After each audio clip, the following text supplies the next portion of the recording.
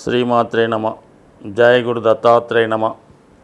ఈ వీడియోలో మనం జూలై 7వ తారీఖు నుంచి 13వ తారీఖు మధ్యలో జరగబోయే వార ఫలాలు ఏ విధంగా ఉండబోతున్నాయి అని తెలుసుకోవడంలో మరి ఈ వారం యొక్క గ్రహస్థితి ఏ విధంగా ఉండబోతుంది అని పరిశీలించినప్పుడు యాజిటీజ్గా రాహు మీనరాశిలో సంచరిస్తూ కుజుడు సుమారుగా ఈ వారం 12వ తారీఖు వరకు కూడా మేషరాశి అందే సంచారం చేయడం జరుగుతూ ఉంటుంది.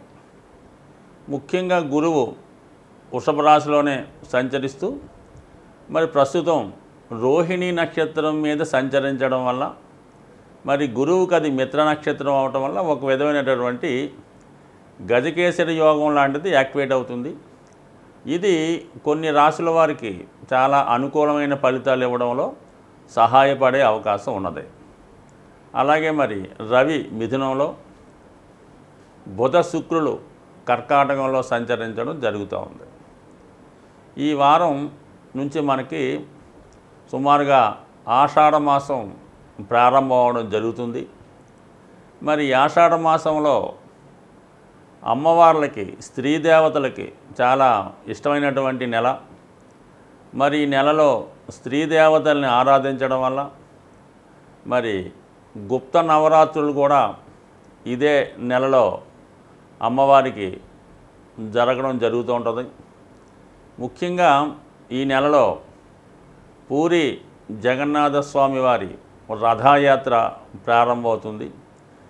ఎవరైతే ఈ రాబోయే శ్రావణ మాసంలో కానీ రాబోయే కార్తీక మాసంలో వివాహం కొరకు ఎదురు చూస్తున్నారో, ఇంకా వివాహం జరగకుండా, వివాహం నిశ్చయం అవ్వకుండా సంబంధాలు అటు ఇటుగా ఊగిసలాడుతున్న వాళ్ళకి, అలాగే ముఖ్యంగా వివాహమై 2-3 సంవత్సరాలైనా కూడా ఇంకా సంతానం కలగకుండా ఉన్న వాళ్ళకి ఒక అద్భుతమైనటువంటి ప్రత్యక్ష రెమెడీ మరి మీకు ఈ నెలలో మాత్రమే అవకాశం కలుగుతుంది. కాబట్టి మరి ముఖ్యంగా ఈ పూరి జగన్నాథ స్వామి వారి రథయాత్ర మనకి జరుగుతుంటుంది.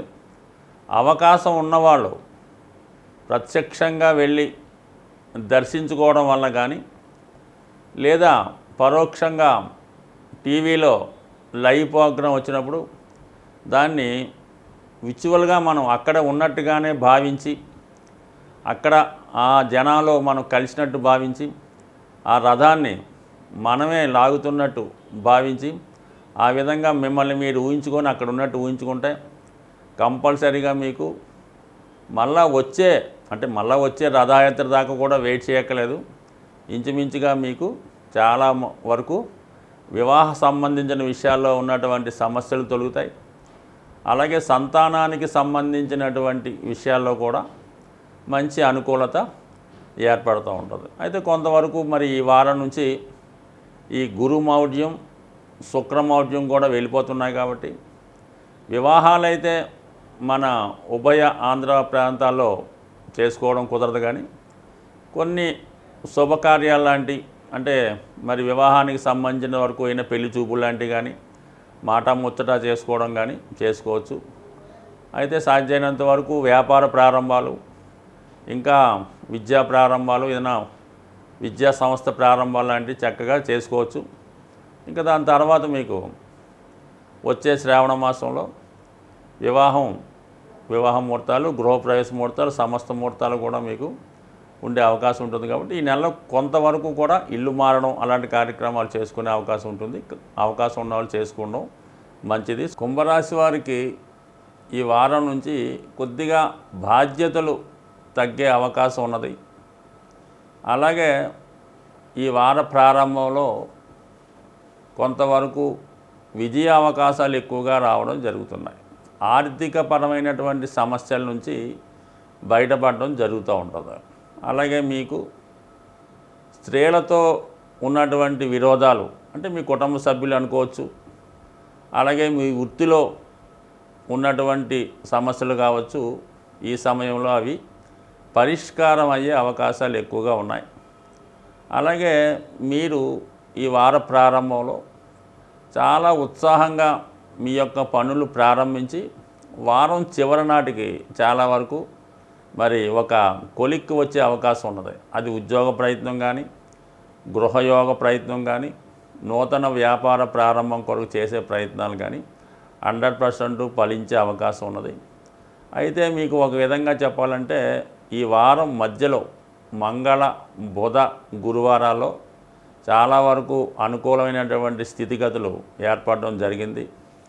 అలాగే వివాహం కొరకు ఎదురు చూస్తున్న వాళ్ళు వాళ్ళ యొక్క ప్రయత్నాలు తిరిగి ప్రారంభించడం వల్ల చాలా వరకు ఈ వారంలో ఒక కొలిక్కి వచ్చే అవకాశం ఉంది. దాంతో ముఖ్యంగా గతంలో మీరు ప్రయత్నం చేసి విడిచిపెట్టినటువంటి సంబంధాలు ఏవైనా ఉన్నా, గతంలో ఏదో కారణం వల్ల మీ నుంచి దూరమైన వాళ్ళు ఉన్నా ఈ సమయంలో అనుకూలించే అవకాశం ఉంది. ఎక్కువగా ఈ కుంభరాశి వారు ఆదర్శ వివాహాలు చేసుకునే ప్రయత్నం చేస్తూ ఉంటారు.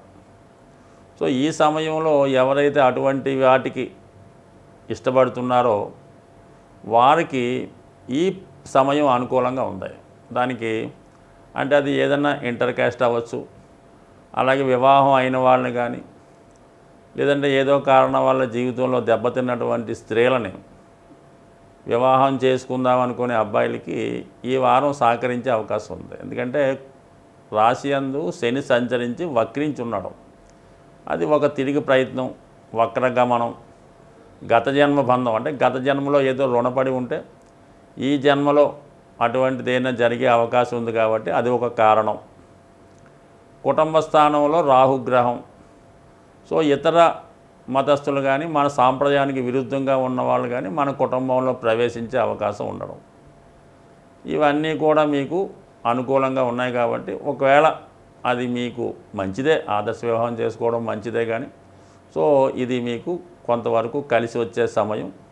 సో అలాగే ముఖ్యంగా ప్రభుత్వ ఉద్యోగంలో ప్రవేశం కొరకు కానీ, ప్రభుత్వంతో మీకు ఏమైనా కార్యక్రమాలు జరగవలసి ఉంటే మీకు ఈ సమయంలో అధికారంలో ఉన్నటువంటి వారు ఎవరైనా అవ్వచ్చు, వాళ్ళు మీకు సహకరించి మీ యొక్క శ్రమ నుంచి మీ యొక్క ప్రయత్నం సఫలీకృతం అయ్యే విధంగా సహకరించే అవకాశం ఉంది. మరి అలాగే ధన లాభాధిపతి గురువు చతుర్థ స్థానంలో ఉంటూ చంద్రుని యొక్క నక్షత్రం మీద సంచరించడం వల్ల మీరు కుటుంబ సమేతంగా ఏదైనా పుణ్యక్షేత్రం దర్శించడం కానీ, ఏదైనా దగ్గరలో ఉన్నటువంటి ఒక పుణ్య కార్యక్రమంలో పాల్గొనడం కానీ జరిగే అవకాశాలు ఉన్నాయి. అలాగే మరి మీరు ఎక్కువగా ఈ సమయంలో తల్లిదండ్రుల యొక్క యోగక్షేమాలు, వారి ఆరోగ్యం మొదలగు విషయాల్లో ఒక విధమైన శ్రద్ధ తీసుకునే అవకాశాలు ఎక్కువగా ఉన్నాయి. అయితే మీరు చేస్తున్నటువంటి ప్రతి కార్యక్రమానికి ఎవరో ఒకరు అడ్డు తగలడం, ఏదో విధంగా మిమ్మల్ని ఇబ్బంది పెట్టడం జరిగే అవకాశాలు ఉన్నాయి. కాబట్టి మీ మనసుకి న్యాయం ఇది చెయ్యాలి అనుకున్నప్పుడు మీరు ఎవరితో కూడా సంప్రదించకుండా అది మీకు మీరుగా ఖచ్చితంగా చేయడం వల్లే ఆ పని అవుతుంది తప్ప, మీరు చేసిపోయే కార్యక్రమాలు మీ కుటుంబ సభ్యులకు తెలియడం వల్ల, మీ శ్రేయోభిలాషులకు చెప్పడం వల్ల అది ఖచ్చితంగా మీకు ఇబ్బంది కలిగే అవకాశం ఉంది. అంటే ఇప్పుడు ఏదో విధంగా మీరు ఆర్థిక పరంగా లోటు బడ్జెట్లో ఉన్నారు కాబట్టి ప్రతిదీ కూడా డబ్బుతో ముడిపడి ఉంటుంది. కాబట్టి దానికి వాళ్ళు వద్దని చెప్పచ్చు. మీరు ఎవరికన్నా సహాయం చేద్దామన్నా, లేదంటే మీ యొక్క కుటుంబ సభ్యులకో మీ సంతానానికో ఒక మంచి ఖరీదైనటువంటి స్కూల్లో జాయిన్ చేద్దామనో, లేదంటే ఒక మన స్థాయిని మించి సంబంధం వచ్చిందనో, లేదంటే వాళ్ళని విదేశం పంపుదామన్న ప్రయత్నాలు చేస్తుంటే దానికి అడ్డు తగిలే అవకాశం ఉంటుంది. కాబట్టి మీరు కొంతవరకు ఇబ్బంది అయినా పిల్లల విషయంలో కానీ, తల్లిదండ్రుల విషయంలో కానీ మీరు చేద్దామనుకొని ఖచ్చితంగా చేయండి. దాని తర్వాత సమస్యలు దానికి అవే సాల్వ్ అయ్యే అవకాశం ఉంటుంది. ముఖ్యంగా మనకి ఈ వారంలోనే ఆషాఢ మాసం ప్రారంభం అవడం జరిగింది.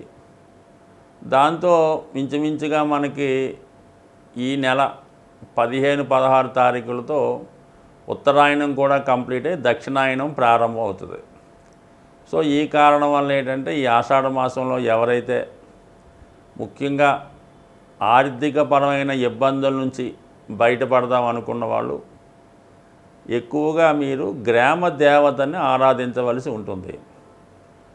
అంటే కేవలం ధన విషయమే కాకుండా కుటుంబపరమైన సమస్యలు, వివాహపరమైనవి, సంతానపరమైనవి ఏదన్నా మనకి ఈ ఈతి బాధలు చెప్పుకోలేని కష్టాలు ఉన్నప్పుడు వీలైతే మీరు ఈ ఉత్తరాయణం అంటే మనకి 16వ తారీఖు జూలై లోపులోనే ఏదైనా మీకు ఖచ్చితంగా గ్రామదేవత అయి ఉండాలి. ఒక్కొక్క ప్రాంతానికి ఒక్కొక్క గ్రామదేవత ఉంటారు. వాళ్ళకి సాధారణంగా ఆషాఢ మాసంలోనే అది వాళ్ళకి సంబరాలని తీర్థాలని జరుగుతుంటాయి కదా. మరి అటువంటి వాళ్ళు ఏదన్నా ఉంటే మరి ఈ నెల 16వ తారీఖు లోపల ఖచ్చితంగా గ్రామదేవతని ఆరాధించి వాళ్ళకి తగు విధంగా నైవేద్యాలు చెల్లించి, కొంతమంది బోనాలు అంటారు, కొంతమంది నైవేద్యాలు అంటారు. అది ఒకటి ఆంధ్ర ఒక విధంగా, తెలంగాణ విధంగా ఉంటుంది. కాబట్టి మీకు తోచిన విధంగా వీలైతే వాళ్ళకి పసుపు కుంకాలతో సత్కరించి ఏదైనా ఒక నైవేద్యాన్ని సమర్పించడం వల్ల ఖచ్చితంగా మీకు ఈ పనుల్లో విజయం వహించే అవకాశం ఉంది. కుటుంబ సభ్యుల మధ్య సఖ్యత ఏర్పడుతుంది.